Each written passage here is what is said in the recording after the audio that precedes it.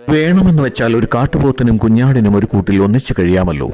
പക്ഷേ അവസരം കിട്ടുമ്പോൾ അവ പരസ്പരം ആക്രമിക്കുകയും ചെയ്യുന്നു. സൗകര്യങ്ങളും സൗഖ്യവുമുള്ളപ്പോൾ നിങ്ങളും സന്തുഷ്ടനായിരിക്കും.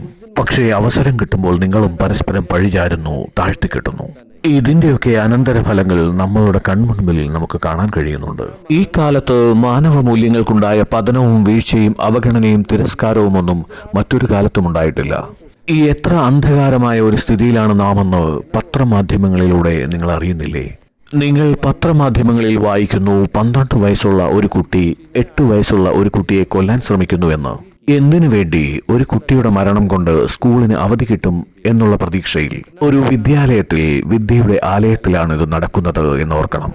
വളരെ നിഷ്കളങ്കയായിരിക്കേണ്ട 12 വയസ്സുള്ള ഒരു കുട്ടി മറ്റൊരു നിഷ്കളങ്കയായ 8 വയസ്സുള്ള കുട്ടിയോടാണ് ഇത് ചെയ്യുന്നത്. അതും എന്തിനു വേണ്ടി? സ്കൂളിന് അവധി കിട്ടാൻ വേണ്ടി.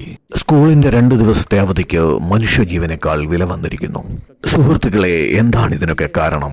ആകെ തകർന്നിരിക്കുന്ന ഒരാളുടെ തലയിലേക്ക് നമ്മൾ വീണ്ടും ബുദ്ധിമുട്ടുകൾ കൊണ്ടിടുന്നു. എല്ലായിടത്തു നിന്നും ആകാംക്ഷയും അക്രമവും അപരാധവും ആഞ്ഞടിക്കുന്നു. ഇത്രയും ദുഷിച്ച ഒരു മനസ്സുമായാണ് ഒരാൾ ജീവിക്കുന്നതെങ്കിൽ അയാളിൽ നിന്ന് ശ്രേഷ്ഠാചാരങ്ങളും സദാചാരങ്ങളും നിങ്ങൾക്ക് എങ്ങനെ പ്രതീക്ഷിക്കാനാവും?